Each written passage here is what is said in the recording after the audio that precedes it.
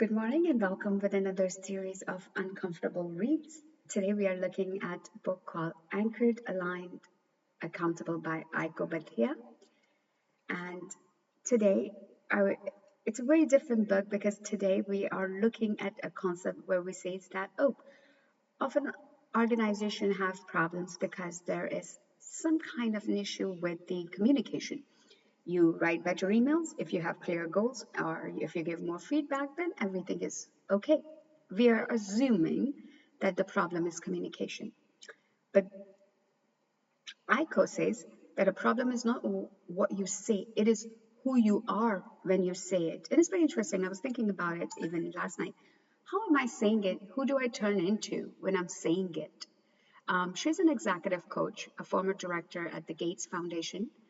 She was trained by Brené Brown, and she has spent decades inside Fortune 100 companies. And her argument is very simple and straightforward.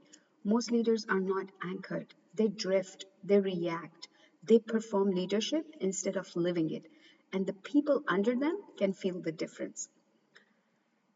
She introduces this three-part framework, which she calls it anchored, aligned, and accountable. It sounds very simple, but it gets very uncomfortable. And how it gets uncomfortable is, let's look at it.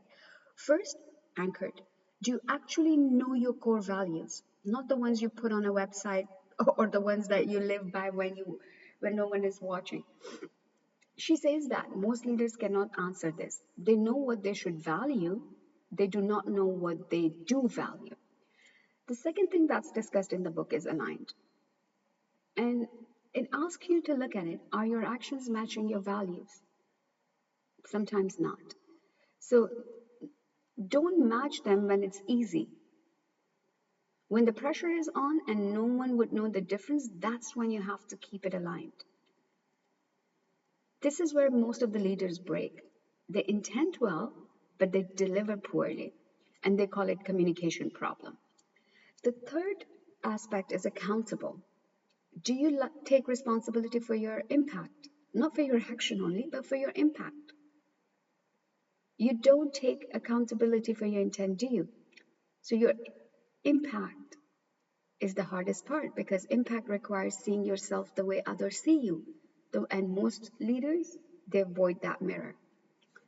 What really stopped me while I was reading this book was that she mentions that though you have positive values, you have a shadow side. For example, kindness. It sounds good. Everyone wants to be kind, but kindness can become conflict avoidance. Avoiding hard conversation in the name of kindness can actually lead to poor performance. And what it does is create silent resentment. For example, ambition. It drives result, but ambition without an anchor would become a burnout. Performance will become identity, and the leaders will crumble when the result stops. So the uncomfortable truth is that your greatest value is also your greatest vulnerability. Not because the value is wrong, because you have never looked at it and it's shed aside. And I want you to really look at it, the patterns that you fall into when you are not paying attention, such as like people pleasing or conflict avoidance. These are not personality flaws. By no means they are personality flaws. They're survival strategies that we have learned somewhere. They work at some point, but if they are running your leadership without your permission, then we really need to address them. So the question is not how to eliminate them, but whether you can see them when they show up. You have to really get uncomfortable and understand, how do you outsource your judgment? Sometimes you outsource it to your boss, to your team, to expectations that you inherit and never examined. If you do outsource, then you are really leading from someone else's values. And I'm sure you're tired of it. Not because leadership is hard, but because you are performing a version of yourself that does not belong to you.